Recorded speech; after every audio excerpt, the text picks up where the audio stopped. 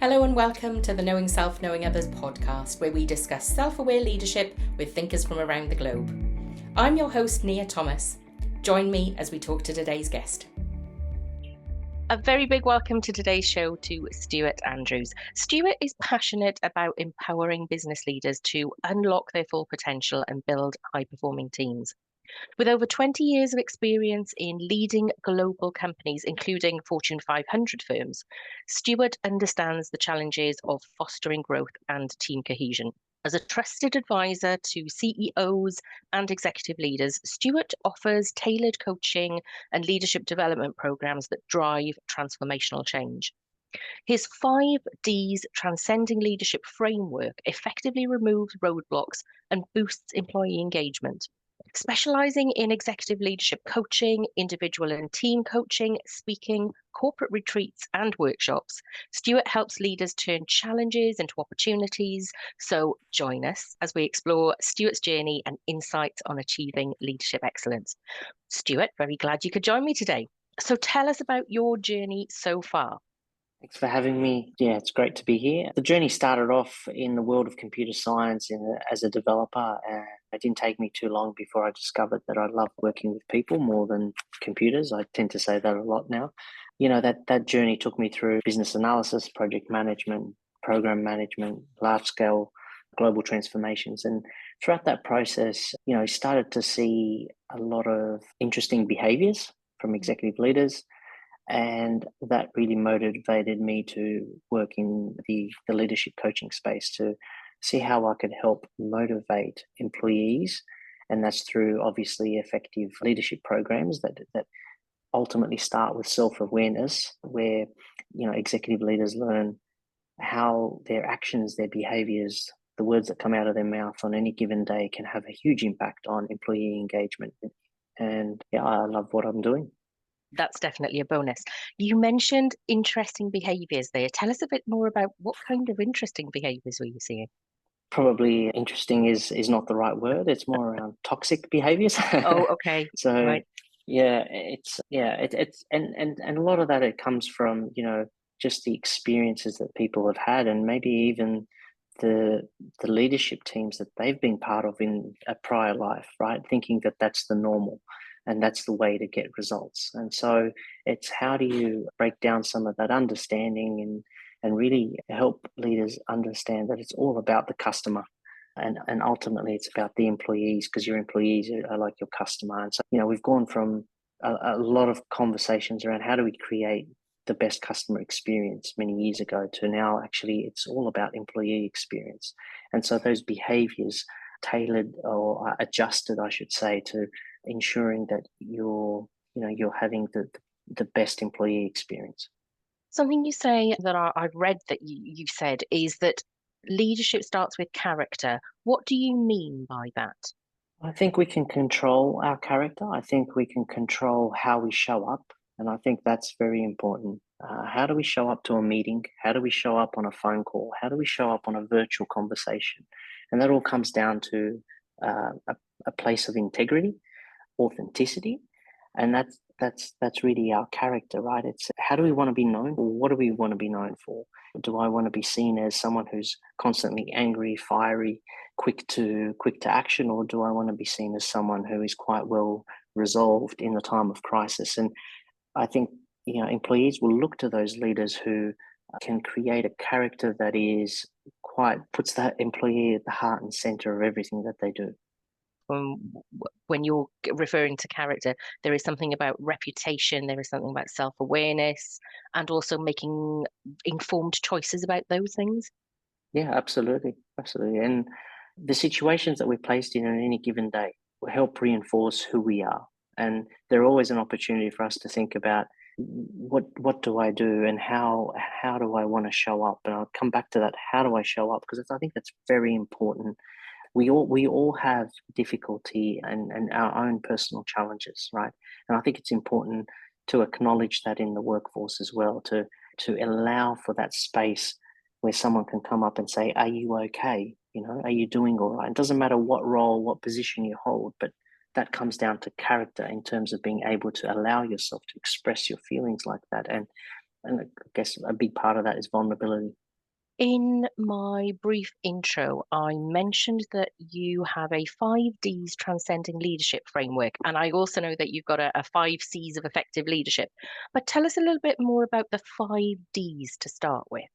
I think it all starts with discovery. That's the first D. And it's about understanding who you are, how you behave, how you act, what are the things that you do, and looking at being open to adjusting again, back to our earlier point, which is our behaviors, and what are the things that I could improve on that will have a game changing employee experience in my own team, in my own development, but then in the broader organization setting.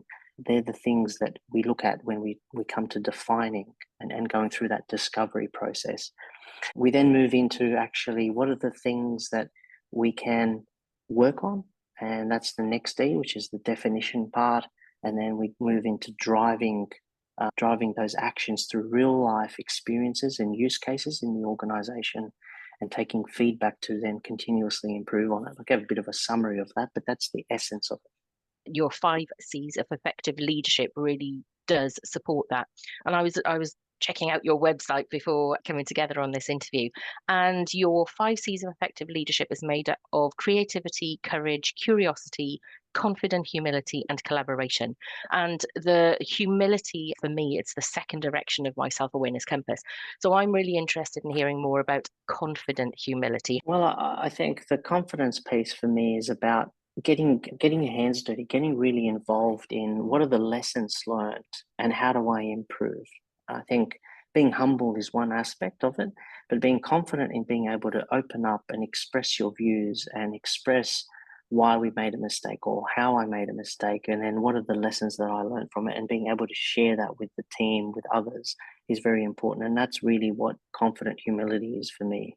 We talk about what are the biggest challenges, what are the most common mistakes, and what are the things that could be improved. And that requires a level of confidence in, yes, I may have made a mistake. Yes, we made an error, but I'm very confident now from the learnings that I have. This is how we can actually do better. I like that. So it's more of an active humility rather than a passive humility. Yeah, absolutely. Oh, that's really helpful. You also talk about a best in class workplace culture. What does that mean, or what might that look like in my organization or somebody else's organization? What does best in class mean? I think I've seen a lot where organizations talk about culture, and you walk into a meeting room and you've got it on the wall on some sort of flip chart, and it might be even laminated, whatever it may be. And you look through it, and it's a set of behaviors or values that we're looking to aspire to achieve.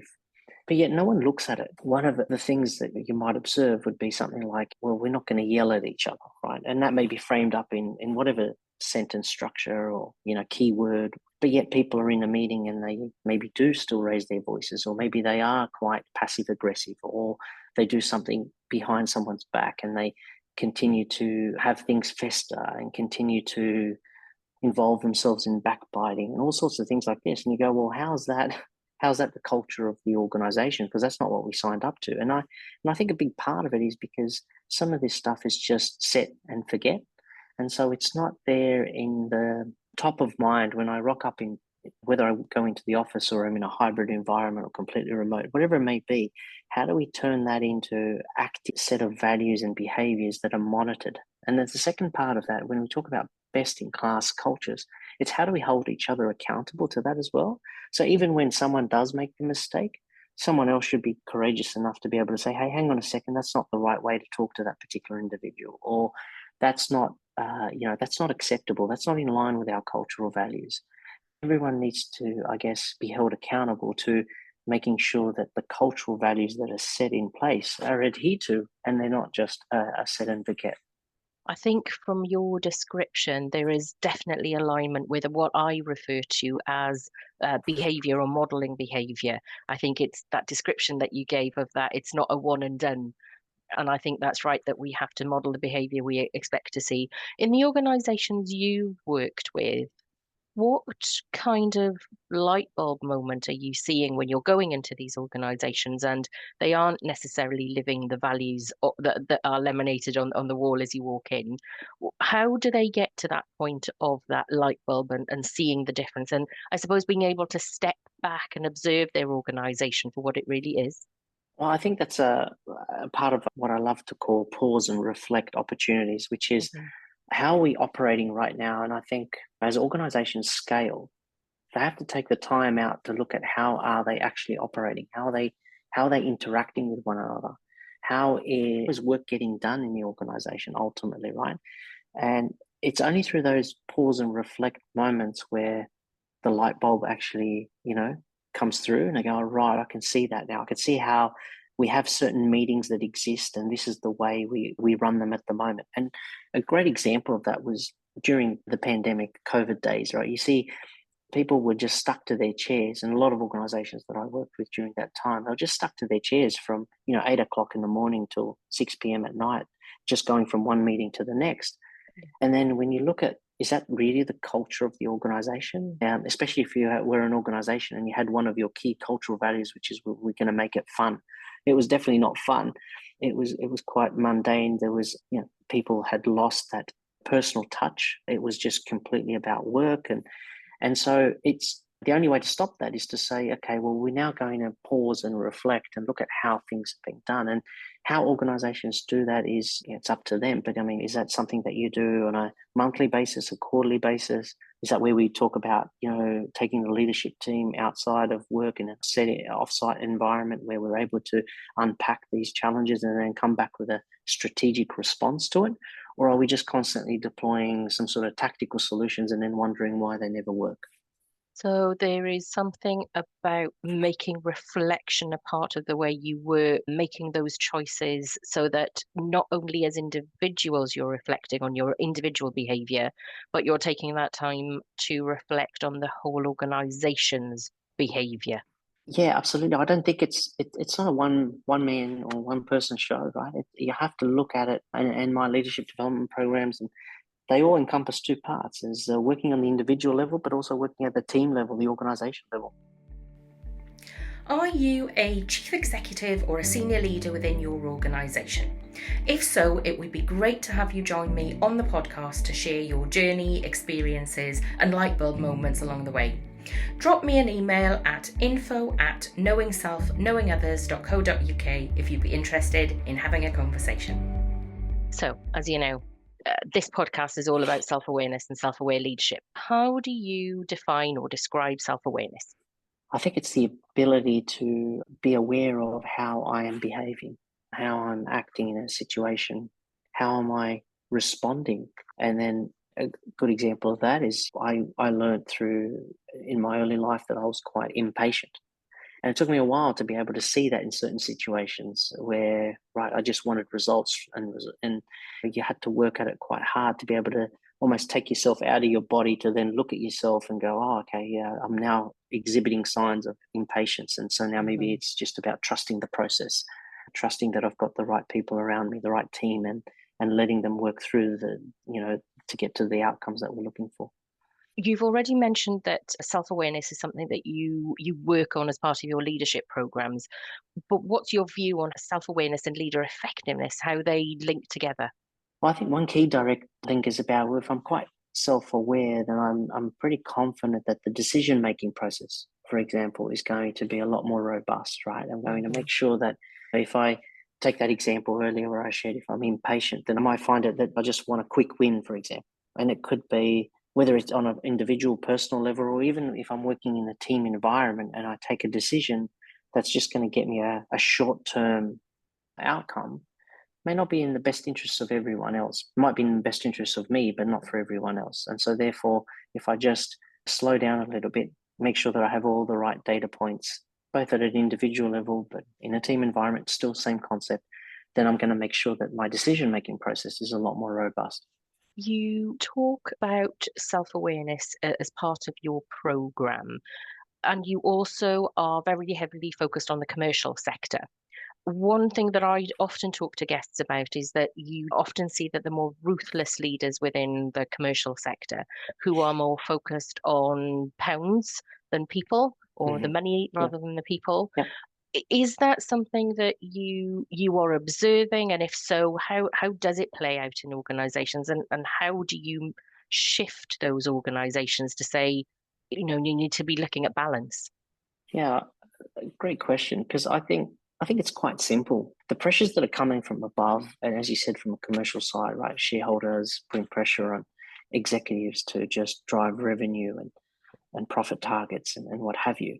At the end of the day, if your employees and the people that you work with are super happy, super excited, waking up in the morning to get in and actually work together, then the rest actually comes quite naturally.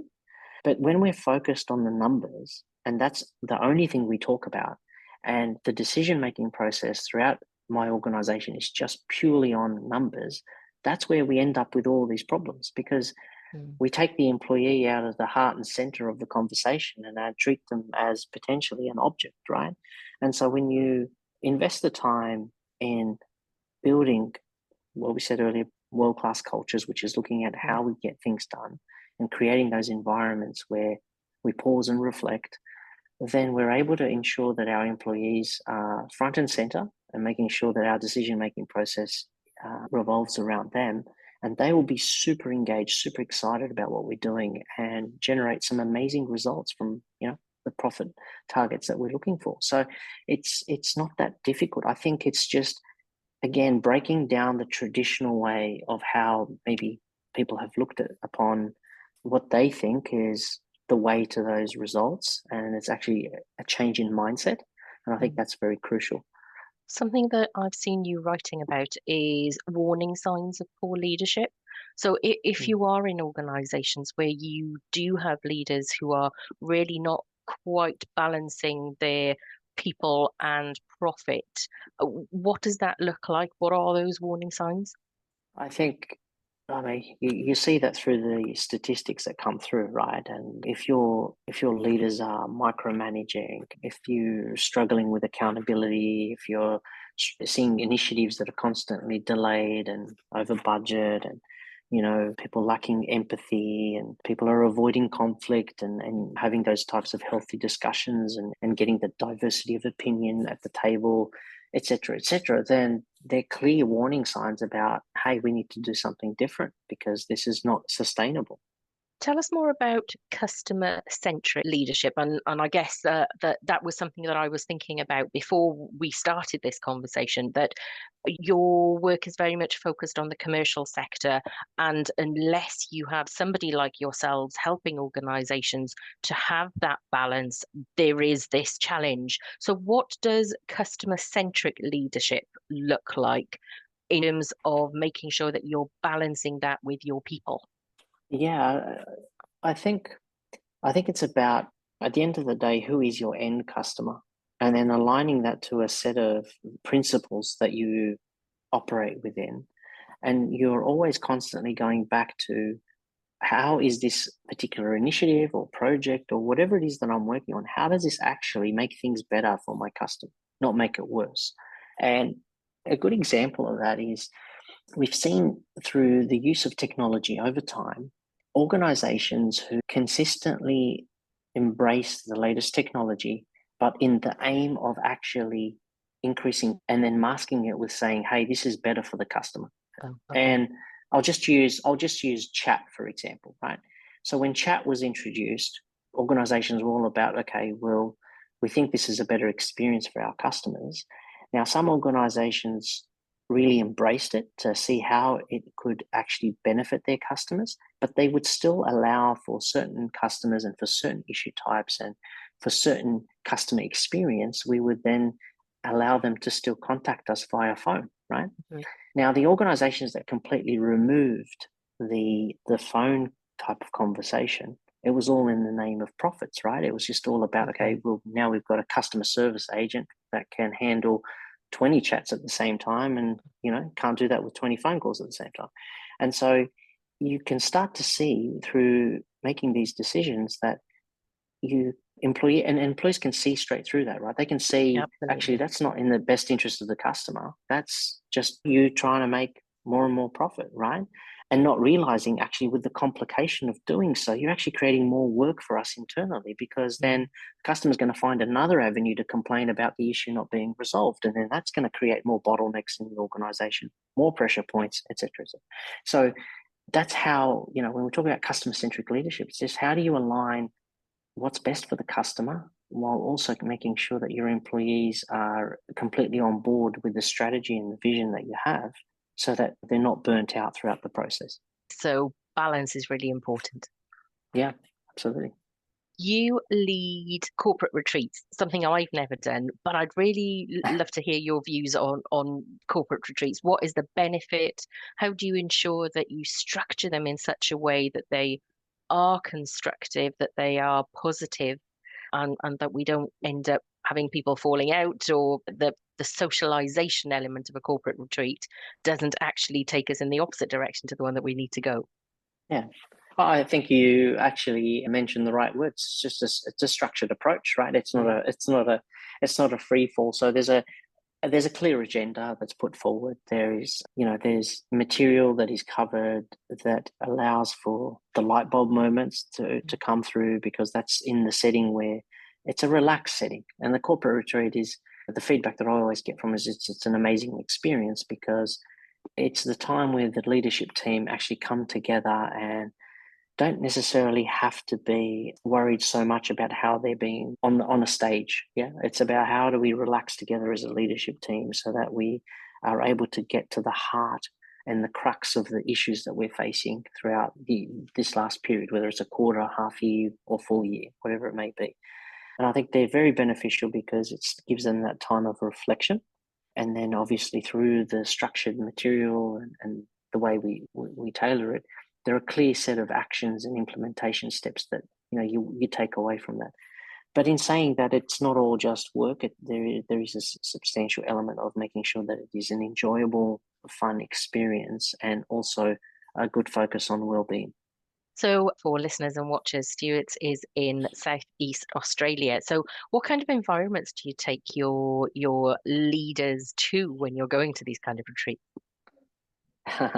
There's been some quite interesting ones. There was one in New Zealand last year, and if I shared the photos with you, I think some people might be quite jealous. It Oh, was just a amazing. magical experience with the weather being so good. And so it really depends, right, on location and where they're held. But they are good opportunities to relax, but also reflect on what could be done better. So, your leadership retreats, if anybody wanted to join you on one of your retreats, is that something that they could do, or do they need to do it as part of their organization? How might that work? Yeah, so there's two approaches. There's one which is organised in consultation with an organisation that is going Mhm. through a leadership retreat, and then there's of course individual ones that can be organised based on interests and sort of relevant parties. So it depends on the interests. So it'd be more through a discovery type of phone call to understand what are they interested in, who would benefit from it. Do you want sort of cross-functional engagement? Do you want the same type of people from different organisations? Yeah, so there's a few factors in it, and that's why we go through some sort of discovery to understand what's going to give them the best value. Well, we'll make sure that there is a link to Stuart's website in the show notes, just in case you want to join him on one of those retreats. Stuart, you've written a book called The Leadership Shift. What are you supporting leaders to shift in your book? It's all about the mindset change. It's helping really leaders understand the components of driving high performing teams. And I think if we can get leaders to really understand what drives high performing teams and what my role is in it, am I asking the right questions? Am I making the best strategic use of my team? And that's what the book aims to help leaders actually unpack and understand. It's not a prescriptive model by any stretch, but more around trying to touch a variety of different areas in an organization, if, if not all areas, to help them understand and I guess thought provoking content, so that there might be something that they read in there that then triggers, oh, okay, I can relate to this. this situation that happens in our organization, maybe if I applied this type of solution or this type of insight, then I'd get a different result and a better result. So if people want to buy your book, where can they find it? It's available on Amazon, Apple Books, and now there's a Spotify version, so if people want to listen to it as well. So, yeah. Amazing. We will make sure, again, the link will be in the show notes. Stuart, I've really enjoyed our conversation today. Any thoughts that you would like to leave with our listeners and watchers before you head off? I think the key one is that this is a gradual and it's not a one-time thing. So when we're looking at trying to, back to your point about self-awareness and what is it that we're trying to improve, this is we all need to constantly evaluate. And if we are serious about improving, then this is a lifelong journey, right? To constantly be on a growth mindset. Yes, and that leads me very nicely into the title of my book, which is The Self-Awareness Superhighway, which is all about the lifelong journey of self-awareness and becoming the best self-aware leader you can be. Stuart, thank you so much for joining me. I've really enjoyed our conversation today. And I hope that you in Southeast Australia are enjoying living in the future, and I will be there soon. Yeah, thank you for having me, Doctor. Thank you.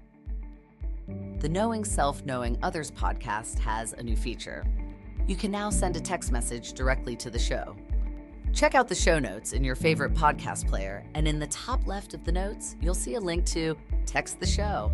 Click on it to be taken to your messaging app and send a text directly to Nia and this week's guest.